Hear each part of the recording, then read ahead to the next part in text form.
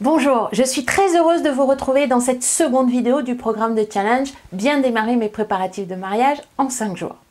Hier, dans la vidéo d'introduction, je vous ai parlé de l'importance de savoir ce que vous voulez tous les deux et de ce que vous attendez réellement de votre mariage, et j'ai insisté sur les 3 clés les plus importantes à mettre en place tout de suite pour organiser le plus beau jour de votre vie dans les meilleures conditions et surtout pour vivre un mariage heureux. La journée de mariage est un grand moment dans la vie d'un couple, mais elle est rarement expliquée aux futurs mariés avant qu'ils ne se lancent à corps perdu dans les préparatifs. Alors, dans ce challenge, j'ai décidé de bousculer les codes. Dans cette deuxième vidéo, je vais donc démystifier ce que l'on appelle le plus beau jour de votre vie en vous expliquant étape par étape comment vont se dérouler chaque moment fort de cette journée. Alors pourquoi c'était important?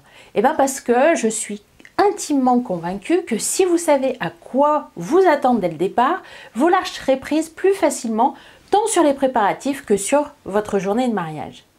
Le but de cette mise en lumière est de vous permettre de profiter tout en gardant le focus sur votre couple pendant cette période de préparatifs habituellement délicate pour les futurs mariés. Mais avant de commencer, je voudrais que vous reteniez les points suivants. Rappelez-vous à chaque instant pour qui vous vous mariez et pourquoi vous vous mariez. Vous êtes l'un et l'autre les seules personnes à savoir comment votre journée est organisée. Et si les choses ne se déroulent pas comme prévu, vous serez les seuls à le savoir, donc pas de stress inutile. Et pour aller un cran plus loin, j'aimerais que vous imaginiez la veille de votre grand jour. C'est parti. Étape 1, les préparatifs. Quels que soient les horaires de vos cérémonies, vous allez vous préparer dans la matinée et vous allez vous lever peut-être un petit peu plus tôt que d'habitude. Si vous suivez les traditions, vous êtes chez vous ou chez vos parents et votre chéri est ailleurs. Enfin, en tout cas, il ou elle ne se trouve pas avec vous. Dans l'idéal, je vous conseille de ne pas vous trouver avec des personnes anxiogènes qui parlent fort et qui courent partout en brassant de l'air. Quant aux enfants, si vous en avez, faites en sorte qu'ils ne soient pas avec vous. Déjeunez tranquillement et prenez une douche avant de démarrer votre préparation.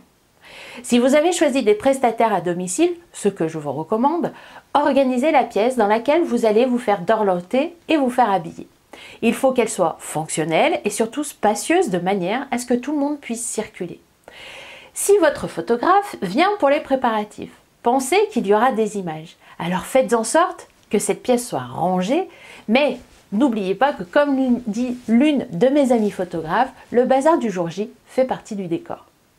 Ne pensez qu'à vous, et si le stress monte, même si vous êtes en train de vous faire maquiller ou de vous faire coiffer, refaites les exercices de respiration dont je vous aurais parlé dans une vidéo, et ces exercices auront vite fait de faire redescendre votre pression.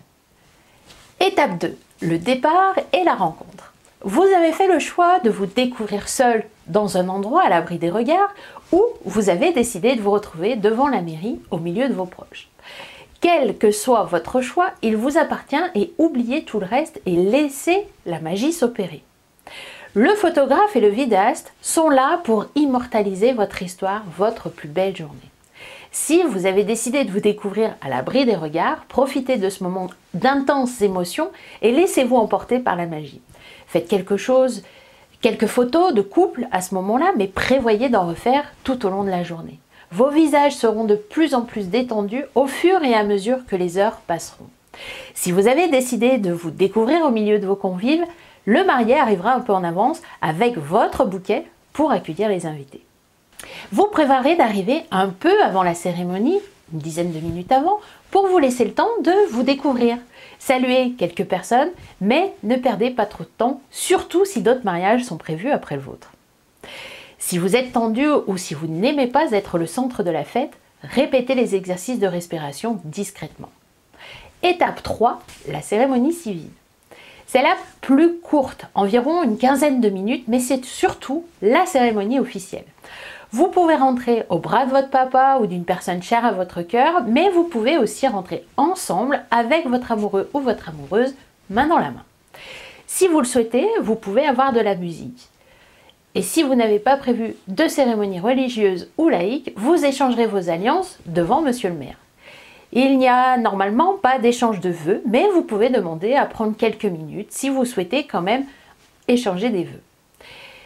Si vous voulez que vos témoins interviennent et fassent un petit témoignage, vous pouvez aussi, il suffit de le demander en amont. La cérémonie se termine après la signature des registres que vous signerez avec votre nom de jeune fille. Laissez le temps à vos invités de sortir de la mairie pour qu'ils puissent vous accueillir, pour qu'ils puissent accueillir les nouveaux mariés et pensez à vous embrasser pour les photos. Confiez les certificats que vous remettra monsieur le maire à une personne de confiance et si vous enchaînez avec une cérémonie à l'église, gardez-en un pour le prêtre. Étape 4, l'église ou la cérémonie laïque. Si vous avez un photographe professionnel, demandez au prêtre ou à l'officiant de passer un message aux invités pour qu'ils ne se mettent pas en travers du chemin du photographe. Il doit pouvoir capter toute l'émotion de votre entrée dans l'église ou sur le lieu de cérémonie sans être dérangé par des paparazzis. En accord avec votre photographe, rassurez vos convives en leur expliquant qu'ils pourront récupérer les photos ultérieurement. Tous les convives doivent rentrer avant vous dans l'église ou dans l'espace de cérémonie et remplir les bancs de devant. Vos familles se mettront d'un côté et de l'autre de l'allée centrale et vos amis s'installeront indifféremment sur les bancs derrière vos familles. Préparez votre cortège sur le parvis de l'église. Les enfants d'honneur, les témoins, les parents qui n'accompagnent pas les mariés, la mariée, le marié et sa maman, la mariée et son papa. Vous pouvez rajouter toutes les personnes que vous souhaitez et je pense notamment aux grands-parents. Mais il faut veiller à ce que le cortège ne soit pas trop long. Il n'y a pas de protocole particulier pour le cortège d'entrée sauf pour les mariés. Le marié doit se tenir au bras droit de sa maman ou de la personne qui le conduit à l'hôtel. Quand elle a un marié, elle doit se tenir au bras gauche de son papa ou de la personne qui l'a conduit à l'hôtel. Lors de l'entrée du cortège, la coutume veut que tout le monde se lève. C'est un moment très fort en émotion, très intense, alors profitez-en.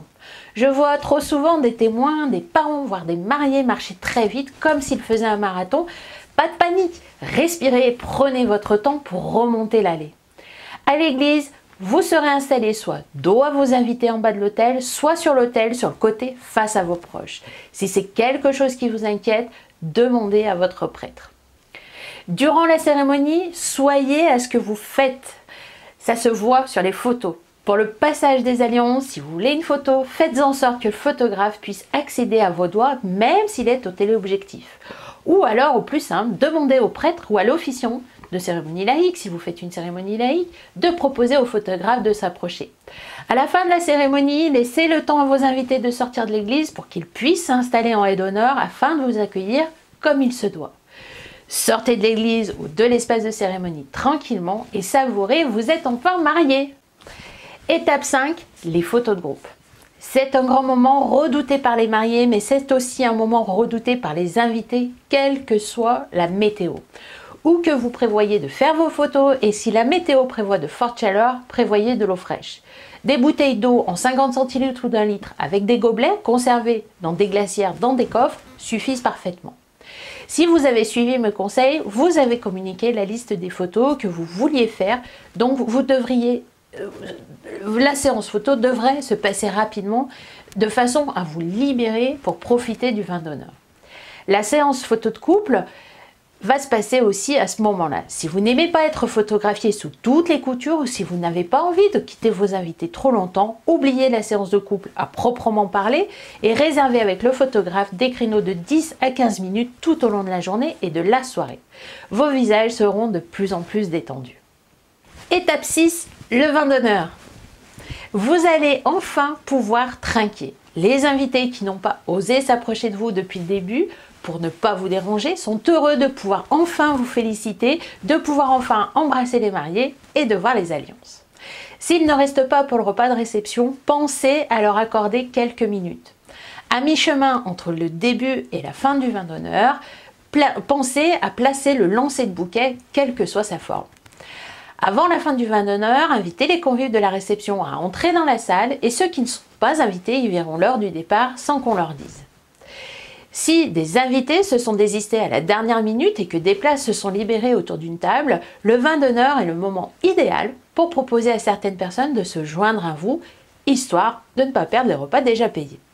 Si vous avez besoin de vous retrouver entre vous, ce que je comprends, entre la fin du vin d'honneur et l'entrée dans la salle, c'est le moment idéal pour vous retrouver. Éloignez-vous un peu, histoire de marcher et de vous retrouver en tête-à-tête pendant quelques minutes. Étape 7. La réception. Préparez-vous à faire votre entrée. Si vous êtes stressé encore une fois, refaites les exercices de respiration rapidement. À la fin de votre show, prenez le micro pour remercier vos invités de leur présence et pour leur souhaiter une bonne soirée. Installez-vous à votre table et mangez. Le traiteur a pris des proportions phénoménales pendant les préparatifs de mariage, alors mangez, profitez-en. Puis faites le tour des tables pour être sûr de discuter un peu avec tout le monde et vous détendre. Flippez ou pas à l'idée de faire votre ouverture de bal, prévoyez-la juste après l'entrée ou au moins après le plat chaud. Si vous êtes flippé, le problème sera réglé rapidement. Et s'il y a une petite baisse de régime dans la soirée, le DJ pourra relancer l'ambiance en invitant tout le monde sur la piste. Pensez que vos invités mangent depuis le début du vin d'honneur et que, contrairement à vous, ils ne bougent pas dans tous les sens. Et ils ont besoin de se défouler pour mieux manger et pour faire fuir l'ennui. Le service du dessert est prévu généralement entre minuit et minuit 45, 1 heure grand maximum. Au-delà, ce serait beaucoup trop tard et vous perdrez une large palette d'invités.